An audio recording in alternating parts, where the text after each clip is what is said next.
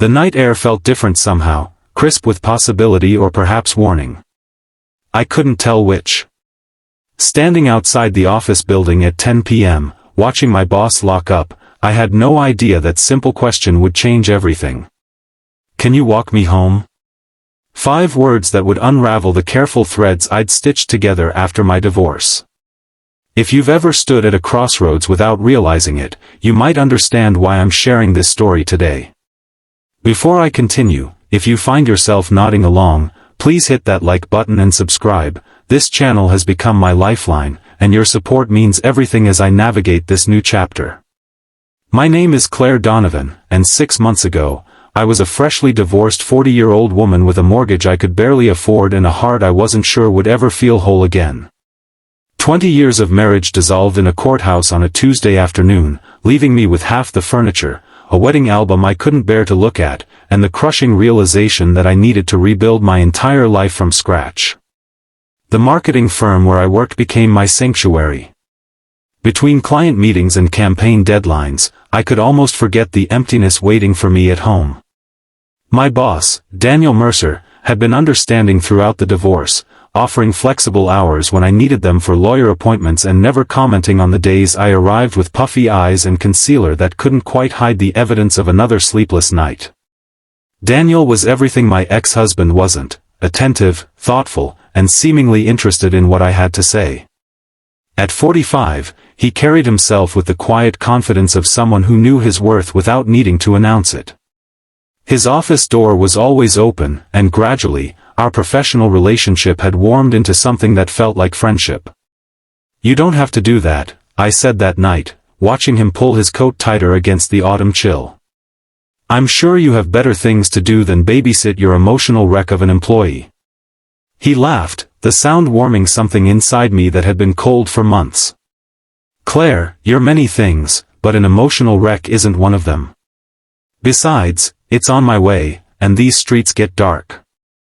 I should have recognized the warning signs. The way his hand brushed mine as we walked. How he stood slightly closer than necessary. The lingering glances when he thought I wasn't looking. But after months of feeling invisible, first to my ex-husband and then to the world at large, being seen felt intoxicating.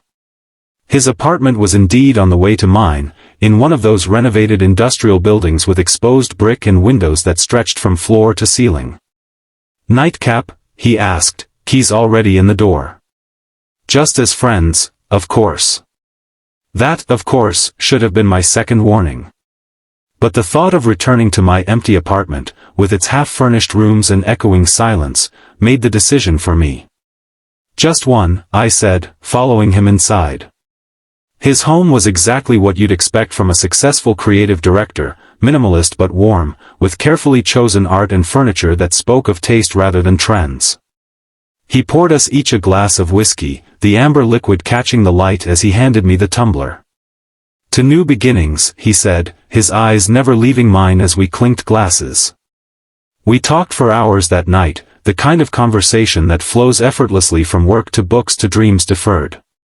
He told me about his divorce 5 years earlier, how it had nearly broken him before ultimately setting him free. I shared how betrayed I felt when my husband announced he'd outgrown our marriage, as though 2 decades together were a jacket he'd simply discarded when it no longer fit. "He never deserved you," Daniel said, his voice low as he moved to sit beside me on the couch. "Anyone who could walk away from you isn't worthy of your tears." When he kissed me, it felt like coming up for air after being underwater for too long. His hands in my hair, on my face, tracing the curve of my neck, I hadn't been touched with such reverence in years. Maybe ever. I'd like to say I stopped to think about the consequences. That I considered the power imbalance, the professional complications, the fact that I was still raw from my divorce. But the truth is, in that moment, I wanted to feel something, anything, other than the hollow ache that had become my constant companion. We fell into each other that night, and for a few blissful hours, I forgot about the ruins of my marriage, the uncertain future, the fact that this man signed my paychecks. In his arms, I was just Claire, desired, beautiful, alive. Morning arrived with harsh clarity. Sunlight streamed through those floor-to-ceiling windows, illuminating the clothes scattered across his bedroom floor. Daniel slept peacefully beside me, one arm draped possessively across my waist. Reality crashed down with nauseating force. I had slept with my boss. My direct supervisor. The man who controlled my professional future at the one stable thing left in my life.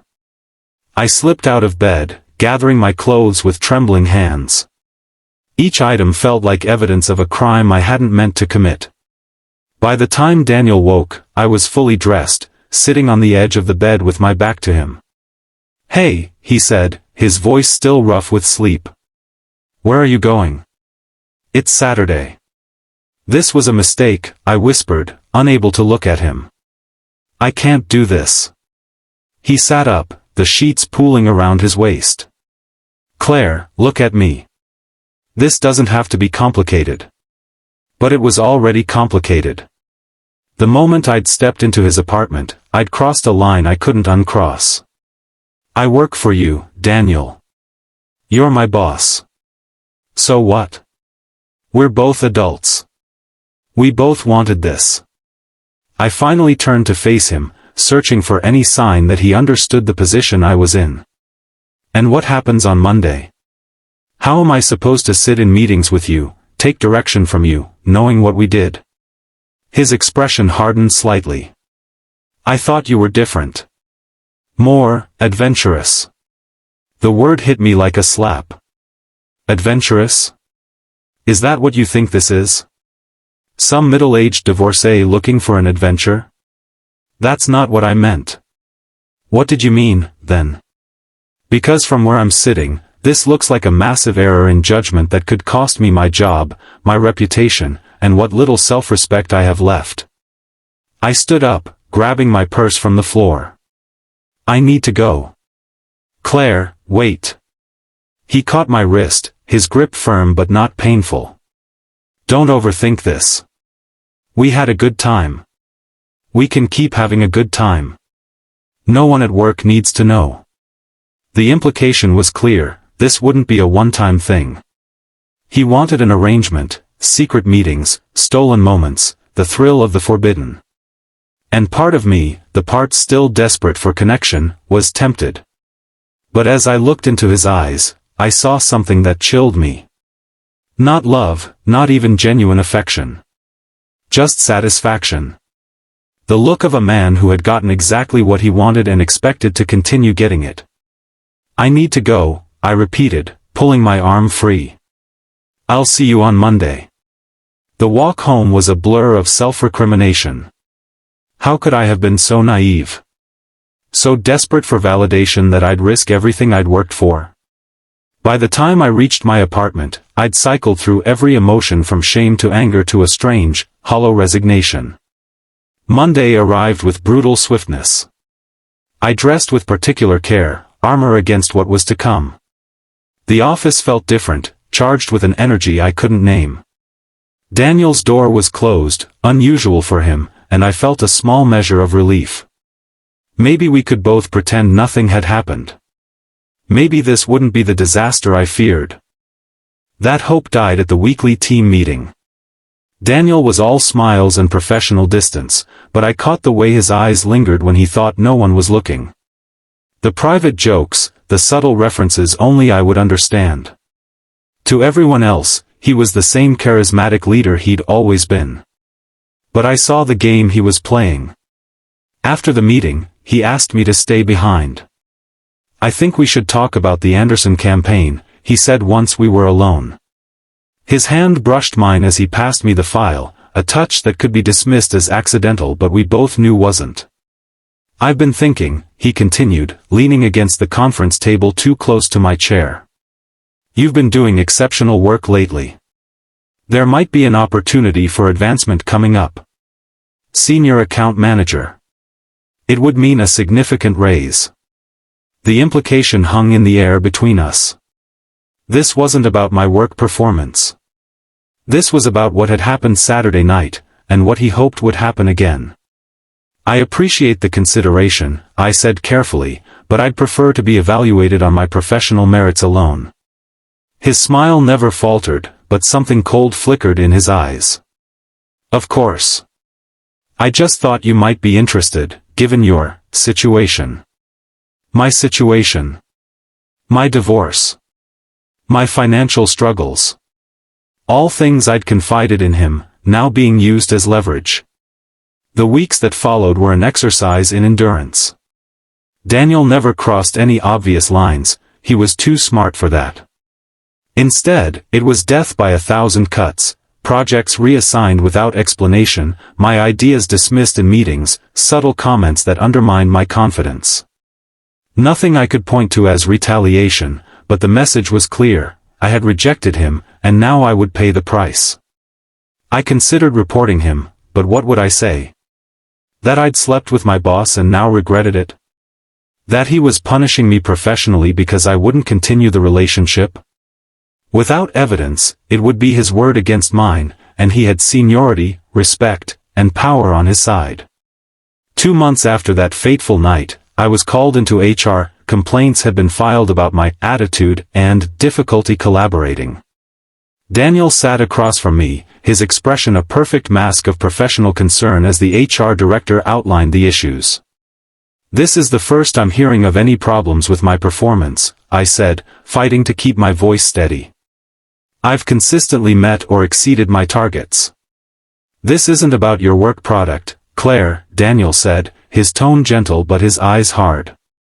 It's about team dynamics. Several colleagues have expressed concerns. Which colleagues? I asked. I'd like the opportunity to address these concerns directly. The HR director shifted uncomfortably. We need to maintain confidentiality. But rest assured, we're not making any decisions today. This is just a preliminary discussion. I knew then that my days at the firm were numbered. Daniel had poisoned the well, turning what had once been my sanctuary into hostile territory. I could fight, drag us both through a messy process that might destroy my career even if I won. Or I could find another way. That night, I sat in my half-furnished apartment and made a list. Assets, my skills, my experience, my portfolio of successful campaigns. Liabilities, a mortgage, dwindling savings, no immediate job prospects. And somewhere in between, my pride, my sense of self-worth, my refusal to be a victim again.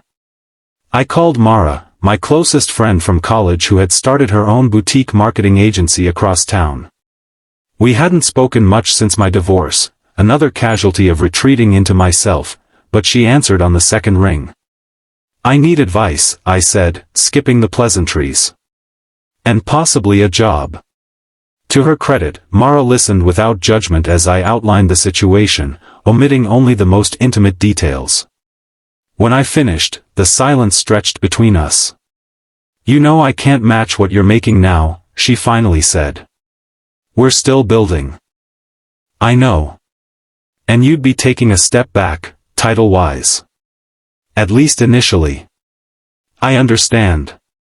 Another pause. But we need someone with your experience. And I've missed you, Claire. When can you start? The relief was so intense I nearly dropped the phone. I need to give notice. 2 weeks. Make it 1, Mara said. I don't like the sound of this guy. The sooner you're out, the better. Resigning was both easier and harder than I expected. Daniel's surprise seemed genuine. He'd expected me to endure the slow torture, perhaps eventually giving in to his advances to save my job. When I placed my letter on his desk, something like respect flickered across his face. Where are you going? He asked. That's not relevant to my resignation. He leaned back in his chair, studying me. You know, you could have had everything you wanted here. All you had to do was play along. The admission, so blatant, so unapologetic, should have angered me. Instead, I felt oddly calm. That's where you're wrong, Daniel. What I want isn't something you can give me. It never was. My last day was anticlimactic. A few colleagues I'd been close to brought cupcakes and signed a card. Most avoided eye contact, already influenced by whatever narrative Daniel had spun. I cleared my desk, turned in my key card, and walked out without looking back. Starting over at Mara's agency wasn't easy. The pay cut meant tightening my already strained budget. The work was different, smaller clients, more hands-on involvement, longer hours. But for the first time since my divorce, I felt like I was building something rather than just surviving. 6 months later, I ran into Daniel at an industry event. He was with a woman I recognized, the new account manager who had replaced me. She couldn't have been more than 30, laughing at something he said, his hand resting possessively on the small of her back. Our eyes met across the room, and I saw the moment of calculation as he decided whether to acknowledge me. I didn't wait for his decision. Instead, I turned to the client I was speaking with and continued our conversation. Later, as I was leaving, he approached me at the coat check. "You look good, Claire," he said, as though we were old friends who had simply lost touch.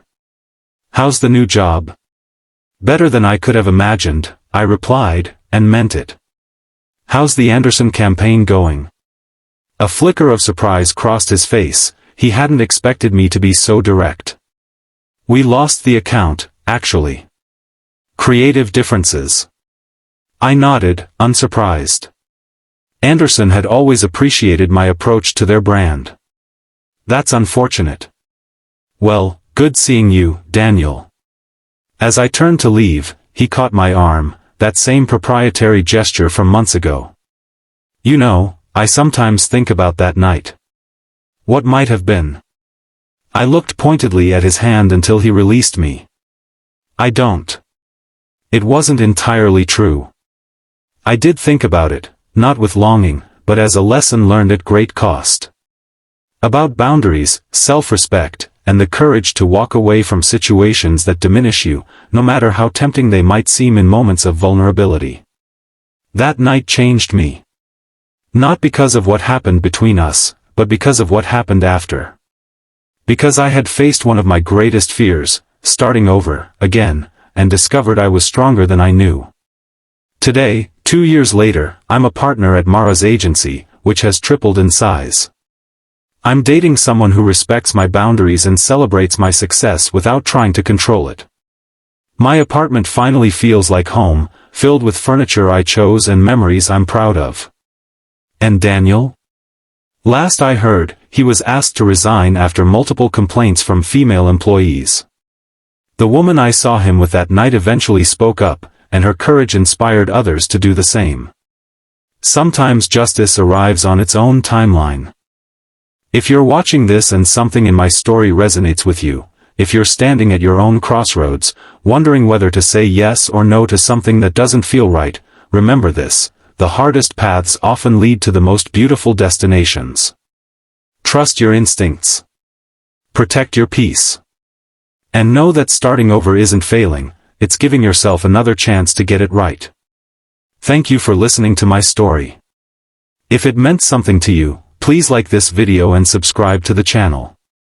Your support helps me continue sharing these difficult truths, and maybe, just maybe, help someone else find the courage to say no when they need to. Because sometimes, the most powerful word in your vocabulary isn't yes, it's no.